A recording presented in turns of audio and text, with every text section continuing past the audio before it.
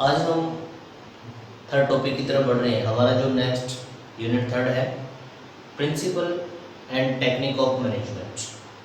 आज की क्लास में हम आपको यूनिट थर्ड के बारे में बताएंगे और यूनिट थर्ड में हमें क्या क्या पढ़ना है, कौन कौन से जो कंटेंट होंगे जिनके बारे में हमें जानना है। आइए तो हम उसके बारे में पहले आपको बता देते हैं।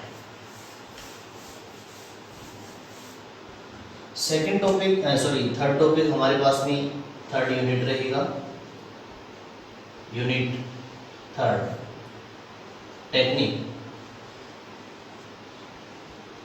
Techniques and principles of management. Principles of management. इस यूनिट में हम आपको कौन कौन से कंटेंट्स कवर करवाएंगे। Following contents are to be covered in this unit.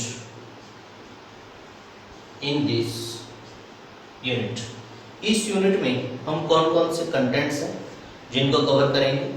First, meaning of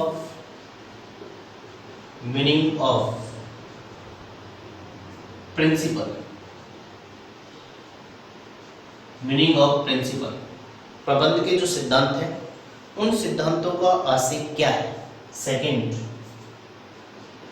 इसके बाद में किन किन के द्वारा प्रिंसिपल्स दिए गए हैं, उन प्रिंसिपल्स को कवर करेंगे।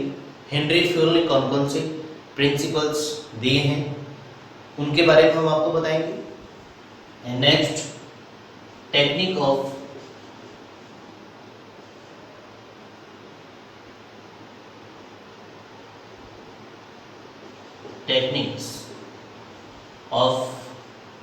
मैनेजमेंट।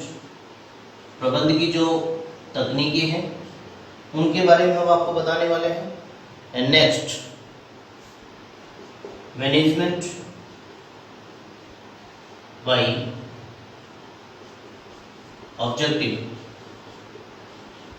उद्देश्यों द्वारा प्रबंध किस प्रकार किया जाता है। नेक्स्ट कंटेंट हमारा रहेगा management by exception, MBE। Management by exception. And last, strategic management.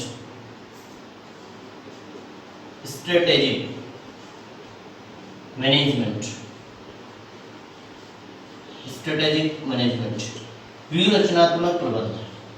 ये कंटेंट हमारे पास में रहेंगे। इनमें हम इनकी डेफिनेशंस, परिभाषाएं, नेचर, इनकी प्रकृति एंड फीचर्स, विशेषताएं, इंपॉर्टेंस, इनके महत्व एंड लिमिटेशन, इनकी सीमाएं, ये पॉइंट हम आज कंप्लीट करेंगे इस क्लास के अंदर। और आज की क्लास के अंदर हम ये सारे कंटेंट कंप्लीट कर लेंगे। अब हम एक एक कंटेंट के बारे में जानेंगे। तो टेक्निकल टीम से मैं निवेदन करूंगा कि वो दिखाएं। आइए दिखाइए। अब हम एक एक पॉइंट को यहाँ पर नोट करने वाले हैं और जो भी हमारे पास में कंटेंट है उन कंटेंट्स को हम सीखने वाले हैं। सबसे पहले हम टॉपिक की हेडिंग लगा देते हैं। ये आपका थर्ड यूनिट स्टार्ट होने वाला है और थर्ड यूनिट हमारे पास में है प्रिंसिपल्स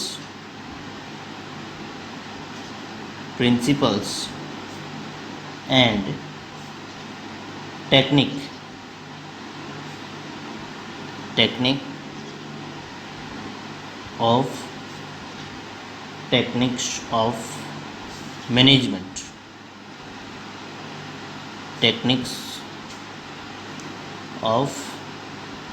मैनेजमेंट। प्रबंध के सिद्धांत एवं तकनीक। अब हम सबसे पहले यदि बात करते हैं सिद्धांतों की, सिद्धांत वे आधारभूत सत्य हैं जो कारण और परिणाम के बीच संबंध स्पष्ट करते हैं। आज की वैश्विक प्रतिस्पर्धा के अंदर आधुनिक वैज्ञानिक युग में संगठन का सफल संचालन कैसे हो एवं इच्छित परिणाम कैसे प्राप्त किए जाएं, यह चुनौतीपूर्ण कार्य हो गया है। इस चुनौतीपूर्ण कार्य को सरल और सुगम बनाने में आधुनिक प्रबंध के सिद्धांत बहुत ही उपयोगी हैं। इसलिए हम आधुनिक प्रबंध को वैज्ञानिक प्रबंध भी कहते हैं। तो सबसे पहले हम प्रिंसिपल्स की बात करेंगे कि हमारे पास में प्रिंसिपल की डेफिनेशन क्या है। तो हेडिंग लगाएंगे principles.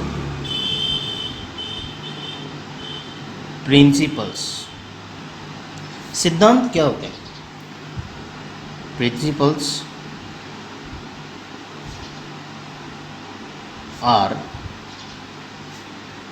General statements are general statements of truth which act as a guideline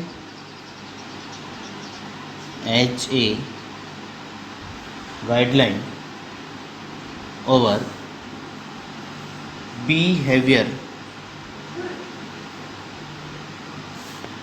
behavior, action and decision। किसी विषय के संदर्भ में हम जो एक्शन लेते हैं, कार्य लेते हैं, गाइडलाइंस जारी करते हैं, निर्णय लेते हैं, व्यवहार को अपनाते हैं, उनको हम सिद्धांत कहते हैं। Second, principle of management. Principle of management, प्रबंध के सिद्धांत। Principle of management for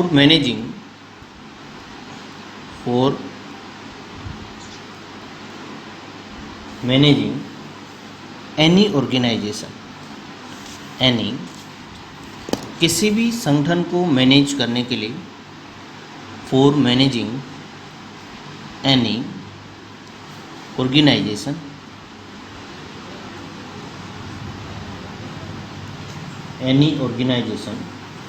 we have to take many types of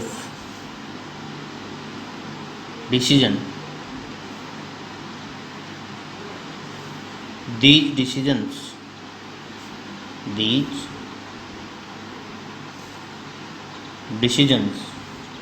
are based on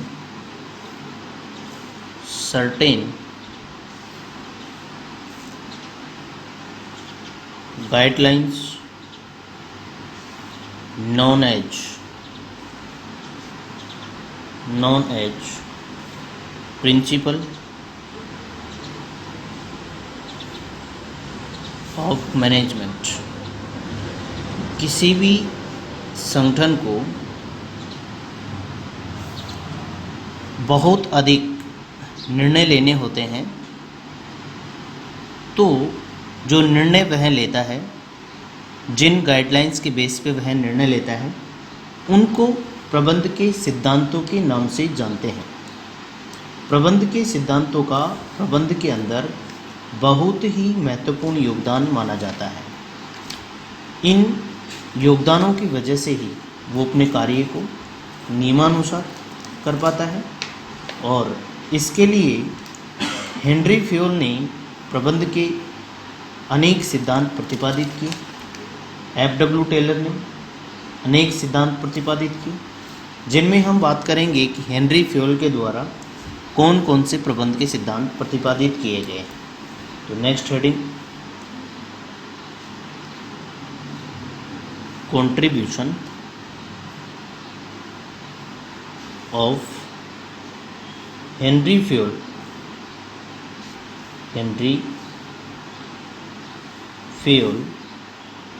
in development of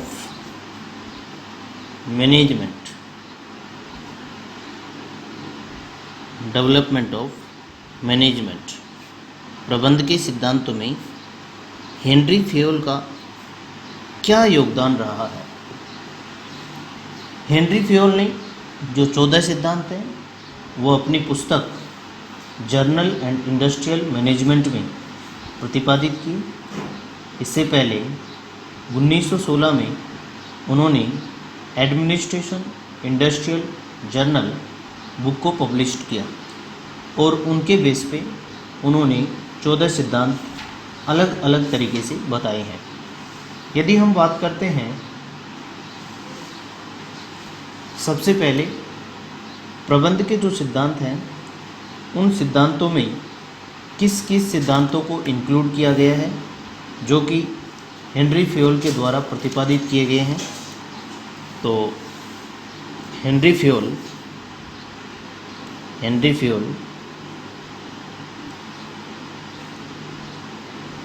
has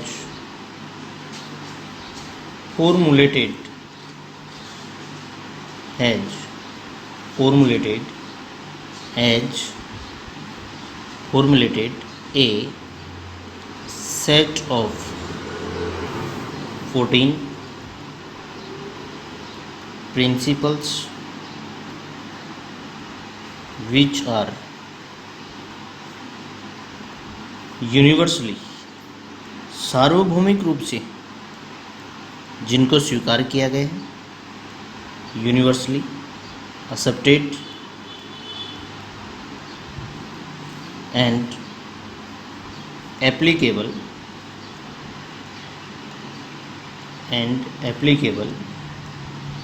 these are follows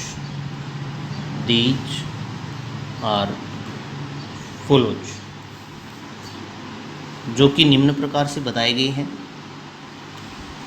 सबसे पहले हेनरी फ्योल का जो प्रिंसिपल है वो है कार्य का विभाजन, decision of work, division of work, कार्य का विभाजन। इस सिद्धांत में हेनरी फ्योल ने बताया कि विशिष्टीकरण का लाभ लेने के लिए कार्य का विभाजन बहुत ही उपयोगी है और जो कुशल व्यक्ति है, जो कुशल श्रमिक है, उसको उसी के अनुसार, उनकी योग्यता के अनुसार कार्य सौंपा जाना चाहिए। सेकंड, अथॉरिटी एंड रेस्पॉन्सिबिलिटी,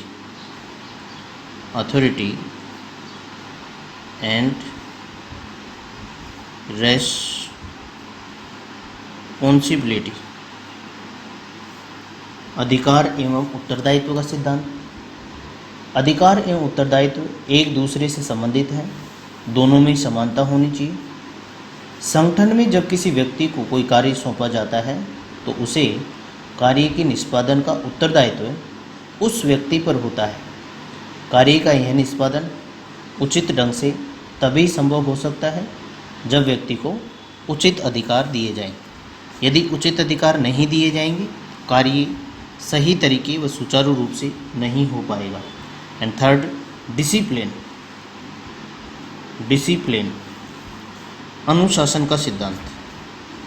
अनुशासन के सिद्धांत में कर्मचारियों के ऐसे व्यवहार को उत्पन्न करने के लिए किया जाता है जो संगठन के उद्देश्यों की पूर्ति में सहायक होते हैं।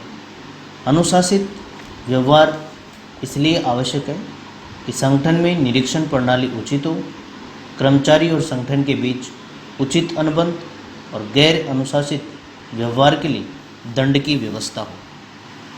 Fourth, unity of command. Unity of command, आदेश की एकता का सिद्धांत। हेनरी फ्योल ने इस सिद्धांत में बताया कि एक व्यक्ति को एक ही उच्च अधिकारी से आदेश प्राप्त हो जिससे कि वह भ्रमित नहीं हो। And number next, unity of direction. Unity of direction, निर्देश का सिद्धांत। निर्देश की एकता का आशय यह है कि संगठन की वह सभी क्रियाएं जिनका उद्देश्य समान हो, उनमें एक अधिकारी एक ही योजना के अंतर्गत रखा जाना चाहिए। एक अधिकारी एक समय में एक ही निर्देश पारित करना चाहिए। And number 6, subordination of individual. Subordination of individual interest to journal interest. सामूहिक हितों के लिए व्यक्तिगत हितों का समर्पण। किसी संगठन में यदि संगठन के हितों और व्यक्तिगत हितों में परस्पर संघर्ष हो तो संगठन का हित सर्वोपरि होना चाहिए। इसके लिए व्यक्तिगत हितों का त्याग होना चाहिए। संगठन एवं व्यक्तिगत हितों में संघर्ष कई कारण से उत्पन्न हो सकता है, इसलिए संगठन का हित सर्वोपरि मानकर निर्णय लिया जाना चाहिए। नेक्स्ट, नंबर 7, रेम्यूनरेशन, कर्मचारियों का पारिश्रमिक। इस सिद्धांत में यह बताया गया कि कर्मचारी की योग्यता के अनुसार, उनके कार्य के अनुसार उनको निर्धारित समय में रेम्यूनरेशन, उचित पारिश्रमिक प्रदान किया जाना चाहिए। Next, centralisation, केंद्रीयकरण। केंद्रीयकरण के सिद्धांत में यह बताया गया कि एक अधिकारी को निर्णय लेने का पूर्ण रूप से अधिकार होना चाहिए। बड़े संगठन में एक ही व्यक्ति के द्वारा यदि निर्णय लिया जाता है तो वह अपने लक्ष्यों को आसानी से प्राप्त कर सकता है। नेक्स्ट, स्केलर चेन और हिरार्ची ऑफ अथॉरिटी। पदाधिकारियों में संपर्क की कड़ी। इस सिद्धांत में उच्चतम अधिकारियों से लेकर नीचे के अधिकारियों के बीच संपर्क रूपी एक कड़ी रहनी चाहिए और संदेश इसी कड़ी के द्वारा पहुंचना चाहिए। विपरीत परिस्थितियों के अंदर संदेश को सीधे ही रूप में पहुंचाया जा सकता है। इसको हम सोपान श्रृंखला के नाम से भी जानते हैं। ये हमारे पास में 9 सिद्धांत हो गए हैं।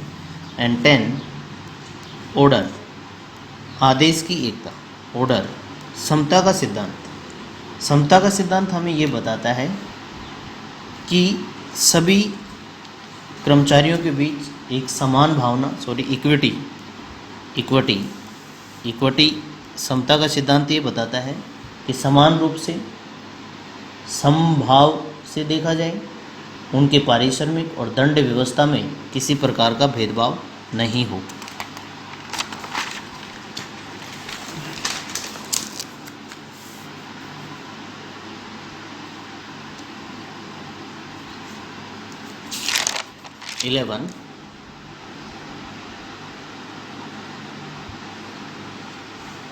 स्टेबिलिटी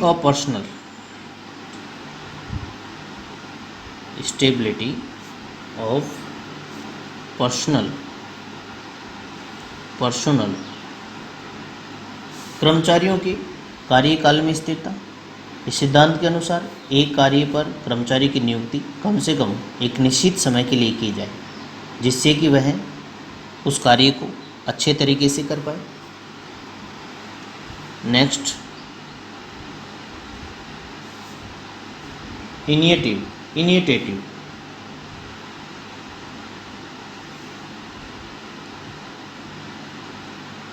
एंड 13 एस्प्रिट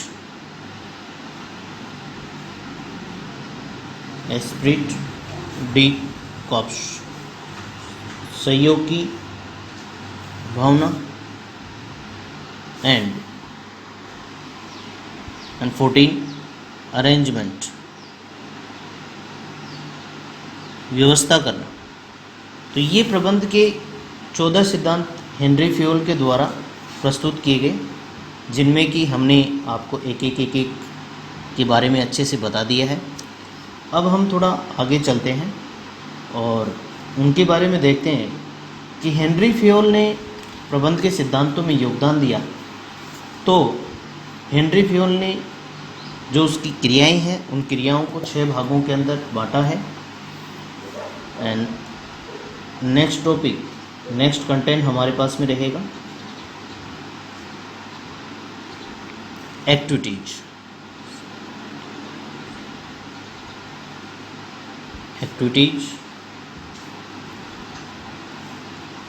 क्रियाएं। हेनरी फ्योल ने जो क्रियाएं हैं उनको 6 भागों के अंदर बांटा है। प्रबंध की समस्या का अध्ययन उच्च स्तरीय प्रबंध के दृष्टिकोण से किया जाना चाहिए और उन्होंने एक औद्योगिक संगठन की क्रियाएं हैं उनको 6 भागों के अंदर बांटा है। फर्स्ट, टेक्निकल एक्टिविटीज, तकनीकी क्रियाएं। ये जो क्रियाएं हैं वो उत्पादन से संबंधित होती हैं।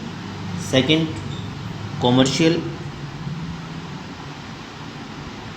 कॉमर्शियल एक्टिविटीज, वाणिज्यिक क्रियाएं। क्रय विक्रय और विनिमय से संबंधित जो क्रियाएं होंगी उनको हम कॉमर्शियल एक्टिविटीज के रूप में मानेंगे। And third, financial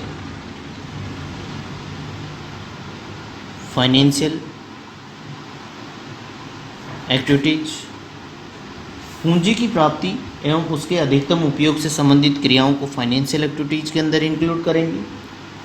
fourth, security activities, सुरक्षात्मक क्रियाएं, संपत्ति तथा माल की सुरक्षा से संबंधित क्रियाओं को सिक्योरिटीज एक्टिविटीज में इंक्लूड करेंगे। अकाउंटिंग एक्टिविटीज, लेखांकन क्रियाएं, अकाउंटिंग एक्टिविटीज, लेखांकन क्रियाएं, स्टॉक का मूल्यांकन, आर्थिक चिट्ठा तैयार करना, सांख्यिकी इत्यादि से संबंधित क्रियाओं को अकाउंटिंग एक्टिविटीज में इंक्लूड करेंगे। एंड लास्ट, मैनेजरियल एक्टिविटीज, प्रबंध की क्रियाएं, प्रबंध में नियोजन, संगठन, निर्देशन, समन्वय और नियंत्रण से संबंधित जो क्रियाएं होंगी वो मैनेजरियल एक्टिविटीज के अंदर हम इंक्लूड करेंगे।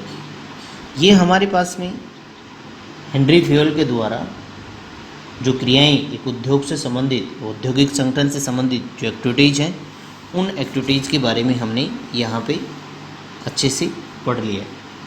अब हम बात करते हैं कि हेनरी फ्योल के द्वारा प्रबंध की जो योग्यताएं हैं और प्रबंध के अंतर्गत जो प्रशिक्षण दिए हुए हैं, उन प्रशिक्षण को कितने पार्ट के अंदर, उन विचारों को कितने भागों के अंदर बांटा गया है, उनकी हम बात करेंगे। तो नेक्स्ट हमारे पास में हेडिंग रहेगी Fayol classified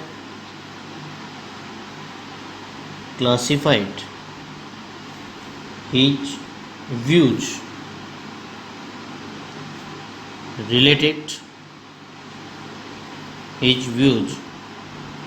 related to managerial activities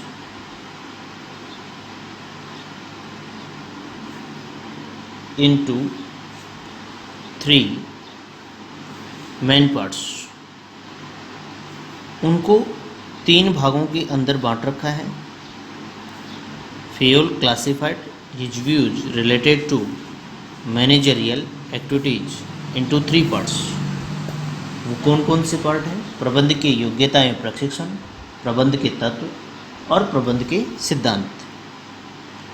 first, managerial qualities, managerial qualities and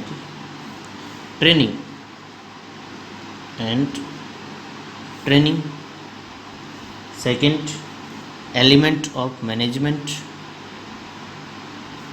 elements of management, प्रबंध के तत्व एंड थर्ड, प्रबंध के सिद्धांत, principle of management, principle of management. अब हम बात करते हैं कि प्रबंध की योग्यता और प्रशिक्षण को कितने पार्ट्स के अंदर, कितने भागों के अंदर बांटा गया है। First, managerial qualities and training, प्रबंधकीय योग्यता एवं प्रशिक्षण। प्रबंध विकास के क्रम में फेयोल ऐसे प्रथम व्यक्ति हैं जिन्होंने प्रबंधकों की योग्यता और उनके प्रशिक्षण को प्रभावित किया। उनके अनुसार एक प्रबंधक में निम्नलिखित 6 विशेषताएं होनी चाहिए। एक प्रबंधक के अंदर कुछ 6 विशेषताएं कौन कौन सी होती हैं, जिसमें हम फर्स्ट बात कर रहे हैं शारीरिक स्वास्थ्य से संबंधित। एक प्रबंधक को सुशील स्वभाव एवं स्फूर्तिवर्धक होना चाहिए। फिजिकल शारीरिक क्वालिटी होनी चाहिए। सेकंड, इंटेलेक्चुअल मानसिक समझने और सीखने की योग्यता, विवेकशीलता, सतर्कता और निर्णय लेने की क्षमता वाला होना चाहिए।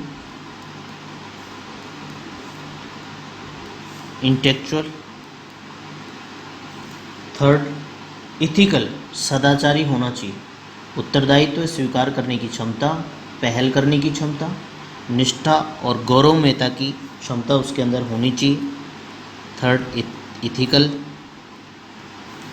फोर्थ, नॉलेज, उसको कार्य से संबंधित सभी क्रियाओं का अच्छा ज्ञान होना चाहिए।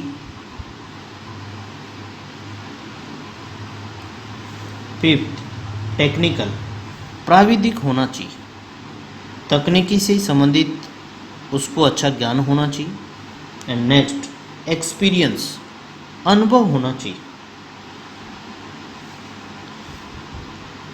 कार्य करने से दक्षता प्राप्त होने का अनुभव होना चाहिए। ये हमारे पास में प्रबंधकीय योग्यता और प्रशिक्षण से संबंधित कुछ 6 बातें थी जो हमने इंक्लूड की हैं।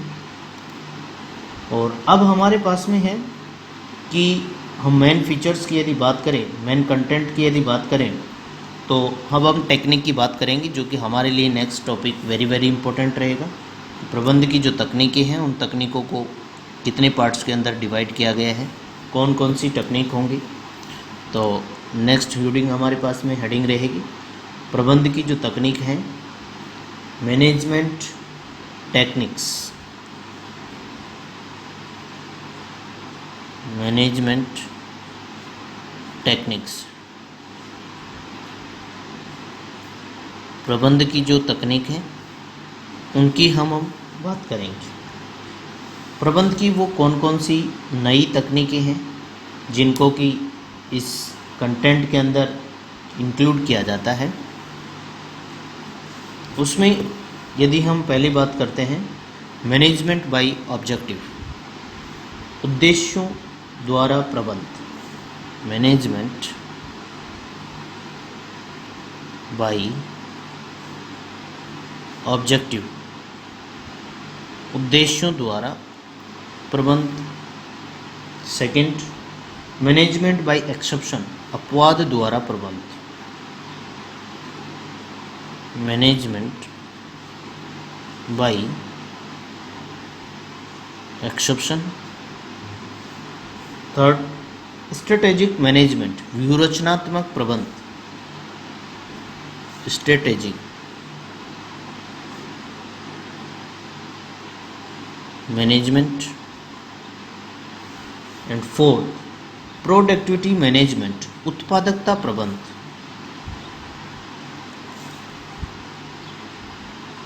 Productivity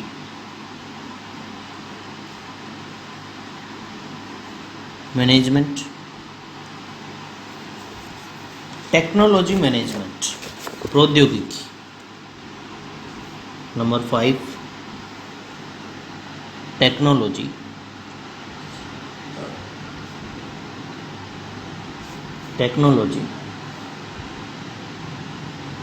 management. 6, management information system, प्रबंध सूचना प्रणाली।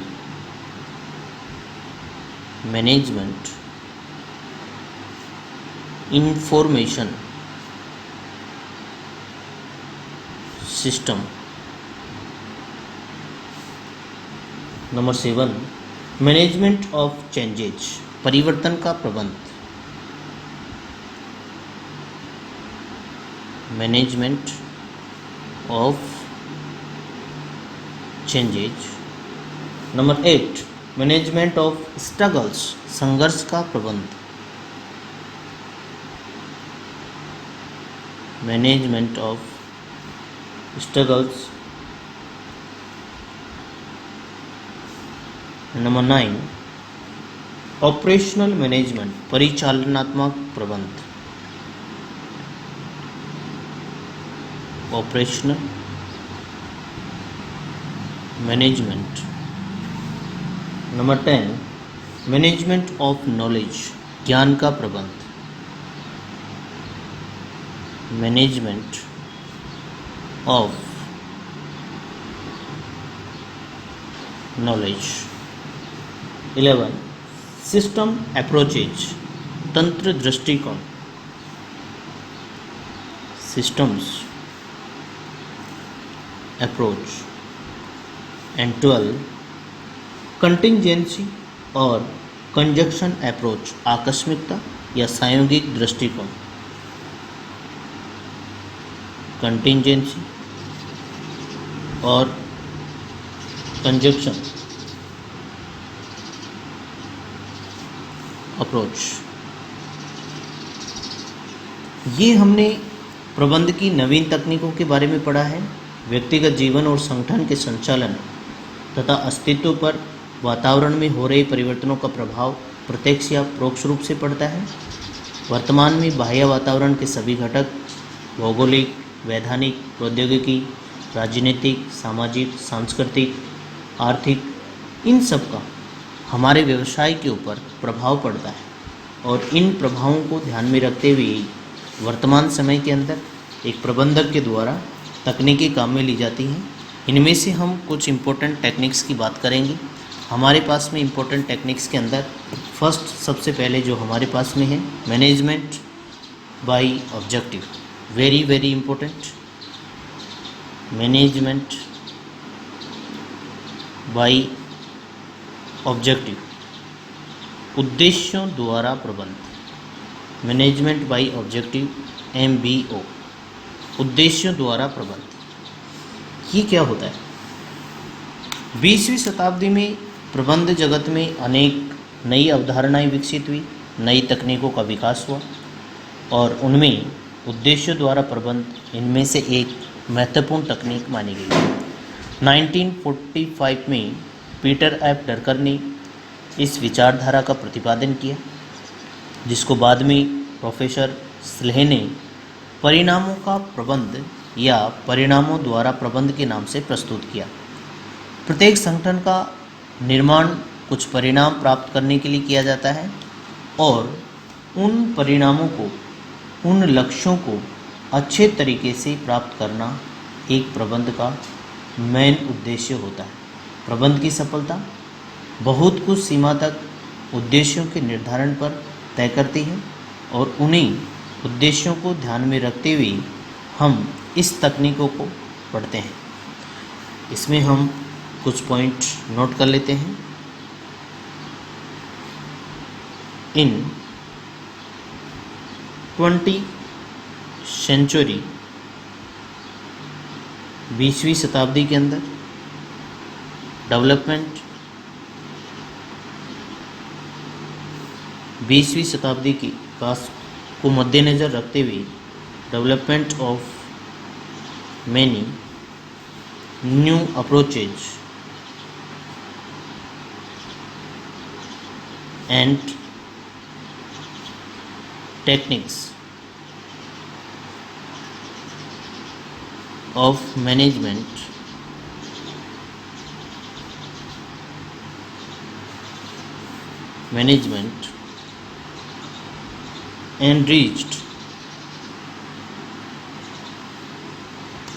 enriched the management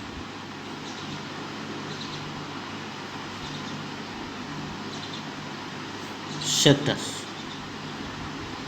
20वीं शताब्दी में प्रबंध जगत में अनेक नई अवधारणा और तकनीकों का विकास हुआ।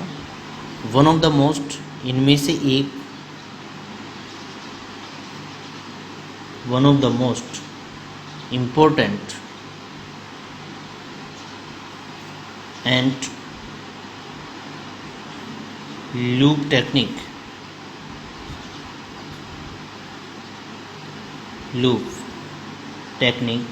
is management by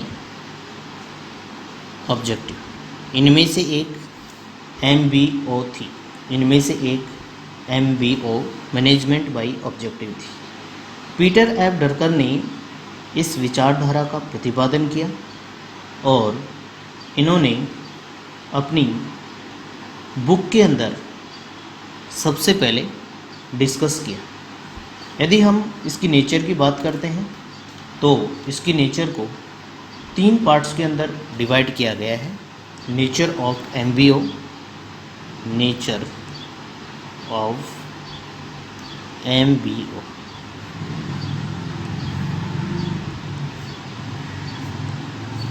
first, functional approach, कार्यात्मक अवधारणा। फंक्शनल अप्रोच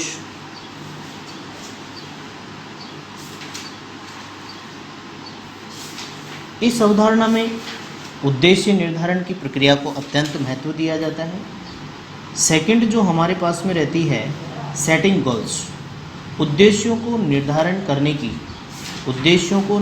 करने की जो अवधारणा होती है वो सेकंड हमारे पास में रहती है, सेटिंग गोल्स। उद्देश्यों को हम निर्धारित करते हैं। थर्ड, रिजल्ट ओरिएंटेड, परिणाम प्राप्त करने की जो विचारधारा है वो इसमें इंक्लूड की जाती है। रिजल्ट ओरिएंटेड, तो इसकी प्रकृति के अंदर हम केवल 3 मुख्य पॉइंटों को ध्यान में रखते हैं। यह है एक कार्यात्मक अवधारणा जो कि उद्देश्यों को निर्धारित करती है, उद्देश्यों के निर्धारण की प्रक्रिया पर जोर देती है, न कि उनको क्रियान्वयन करने के साधनों पर। यह परिणामों की विचारधारा मानी जाती है। यह विचारधारा सहभागिता के विचार पर आधारित है, जो मानती है कि लोग स्वयं के द्वारा निर्धारित उद्देश्यों के प्रति अधिक प्रतिबद्ध होते हैं। अब हम इसकी बात करते हैं, इसके कुछ लाभ माने गए हैं जो कि मेरिट्स और advantage of MBO। Merits of MBO। First, हमारे पास में इस MBO के जो उद्देश्य होते हैं, जो लाभ होते हैं, उनको हम 3 पार्ट्स के अंदर डिवाइड कर सकते हैं। ऑर्गेनाइजेशन, संगठन के लिए। एडवांटेज टू ऑर्गेनाइजेशन, संगठन के लिए। दूसरा हमारे पास में उच्च प्रबंधकों के लिए, advantage to subordinate. Advantage to subordinates, and third advantage to superiors। हमारे पास में सुपीरियर्स उच्च प्रबंधकों के लिए, सबऑर्डिनेट्स अधीनस्थों के लिए। Advantage to superiors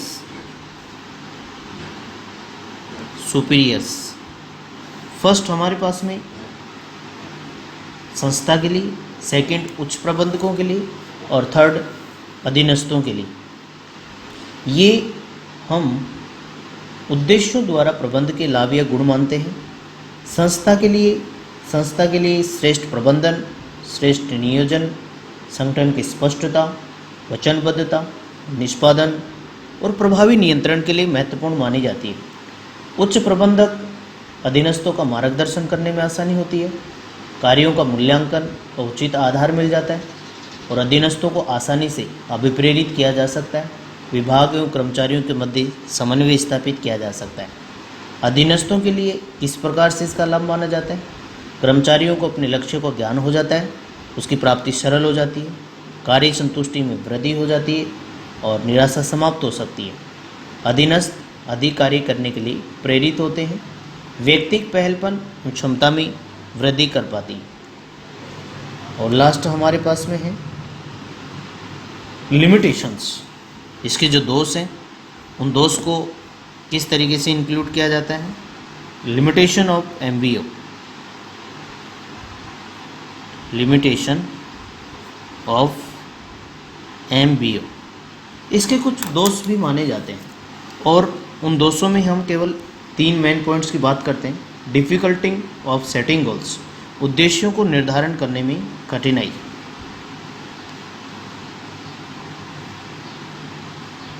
difficulty of setting goals, उद्देश्यों का द्वारा प्रबंध का आधार तत्व उद्देश्य होते हैं, किंतु यथार्थपूर्ण और सत्यापित उद्देश्यों के निर्धारण में बहुत कठिनाई होती है।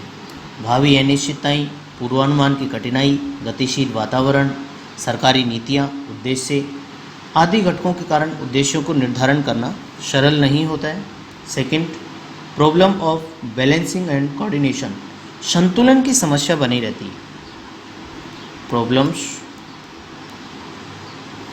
ऑफ बैलेंसिंग एंड कोऑर्डिनेशन, संतुलन की समस्या बनी रहती है। और थर्ड हमारे पास में इनफ्लेक्सिबिलिटी, बेलोचता की कठिनाई बनी रहती है। इनफ्लेक्सिबिलिटी,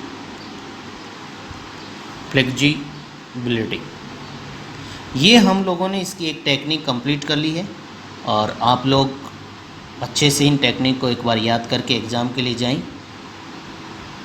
आगे की क्लास में हम आपको नेक्स्ट जो टेक्निक बची हुई हैं वो बताएंगे। आज के लिए इतना ही। Thank you, bye bye.